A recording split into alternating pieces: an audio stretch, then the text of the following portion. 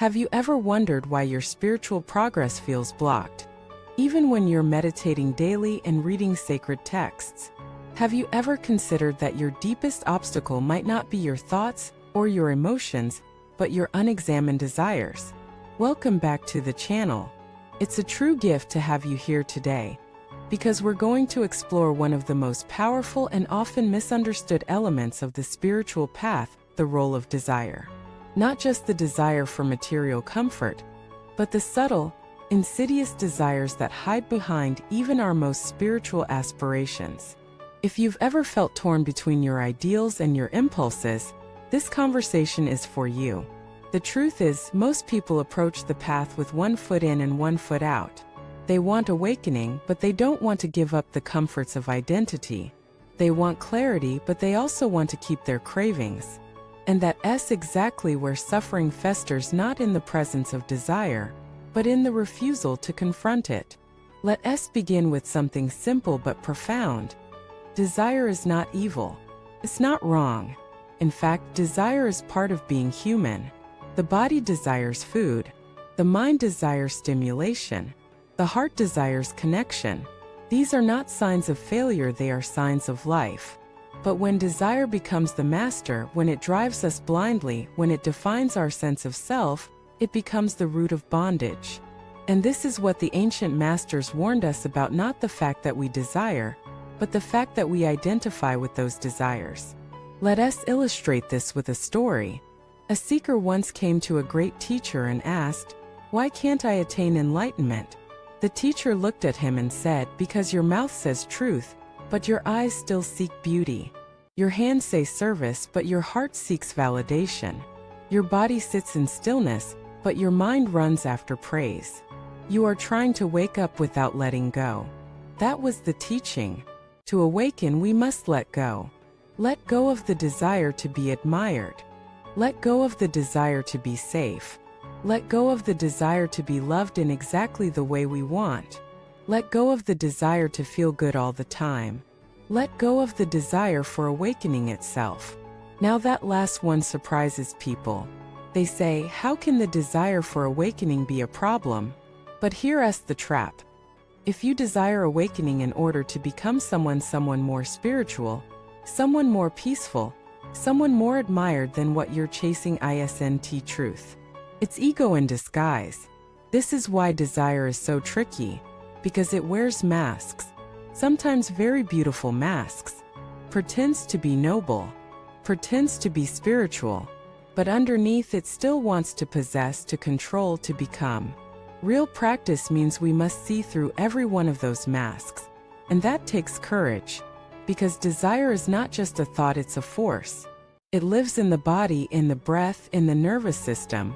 It rises suddenly, demands attention, and seduces us with promises of fulfillment.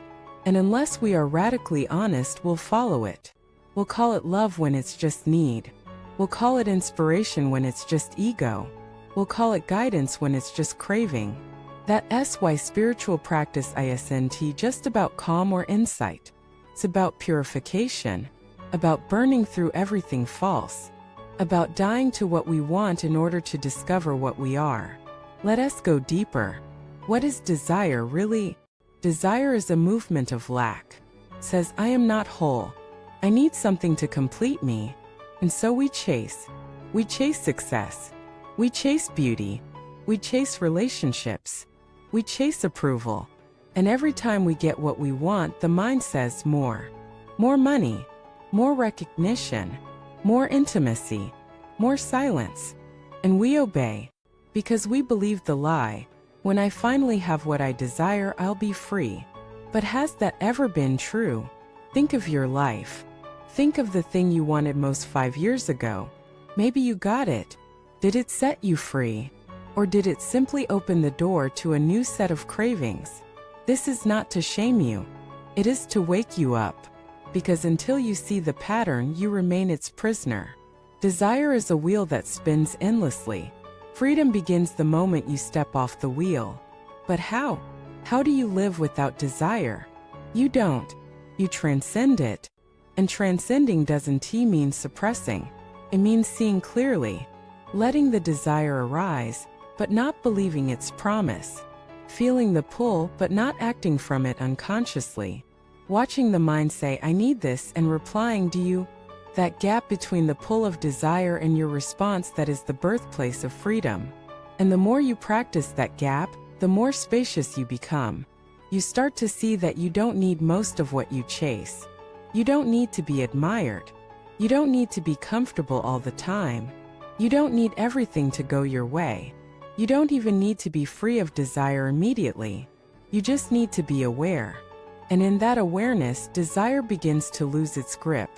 Not because you force it away, but because you see it for what it is, a ripple on the surface of consciousness. No more, no less. And from that place, something beautiful happens. Stillness, not forced, but natural. A quiet joy that doesn't depend on outcomes. A peace that remains, even when desires whisper. A clarity that says, I am already whole. That's the heart of the path. Not to become desireless in some rigid, robotic way, but to become so intimate with desire that it no longer fools you. So you can live, love, serve, not from need, but from freedom. Thank you for being here today. If you've struggled with desire, whether physical, emotional, or even spiritual, I hope this message helps you return to what matters most. If you've had experiences where letting go of desire brought you unexpected peace, I would love to hear about it. Share your story in the comments. Your vulnerability may help someone else take their next step. And if this video supported you in any way, please like, subscribe, and share it.